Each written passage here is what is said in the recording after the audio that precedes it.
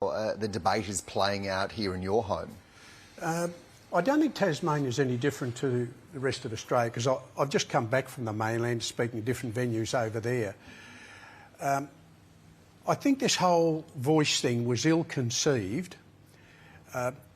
The method of using the Constitution instead of legislation was never thought through properly. The whole campaign for the yes has been inflexible. The moment they got to April this year and realised there was not going to be bipartisanship, they should have immediately taken stock and gone back to Albanese and said, look, no referendums ever passed without bipartisanship, so we need to be flexible. No, they wanted to crash or crash through. Both sides have exaggerated the position. The Yes campaign are trying to convince the country that the Prime Minister and state premiers and the peak organisations cannot reduce and close the gap. But an advisory body meeting a few times a year in Canberra is going to be able to do it? Oh, come on. And on the other hand, the No campaign are calling this racial division.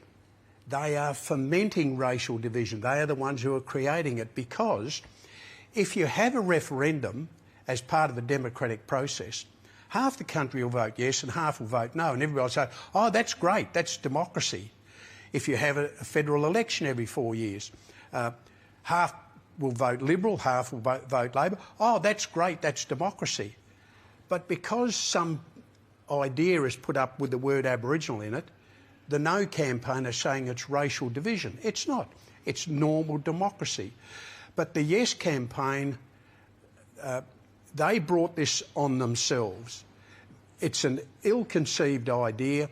Instead of relegating Aboriginal people, if it's about empowerment, to an advisory body, why didn't they go for designated seats in Parliament like the Maori have got? It works over there. This is something you've long advocated for, and I think it was actually in April you wrote an opinion piece saying that is exactly what should happen, that it wouldn't need to be through the Constitution, that it can be done as an amendment to the Electoral Act, I believe it was. That's right. Why do you think that would work, or that would make a difference, where I think in that article you said that you weren't confident that the Voice would? Well, decisions are made inside the chamber of the Parliament. So you really want Aboriginal representation in there who can argue the case on our behalf, who can leverage against governments for a deal, and their vote can either block racist laws or promote positive laws.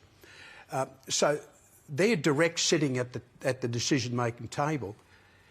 The Voice idea is to sit outside the Parliament, being able to advise. In other words, saying, oh, please, Mr. White Man, when you continue to make these decisions like you have done for the last 200 years, will you please allow us to advise you instead of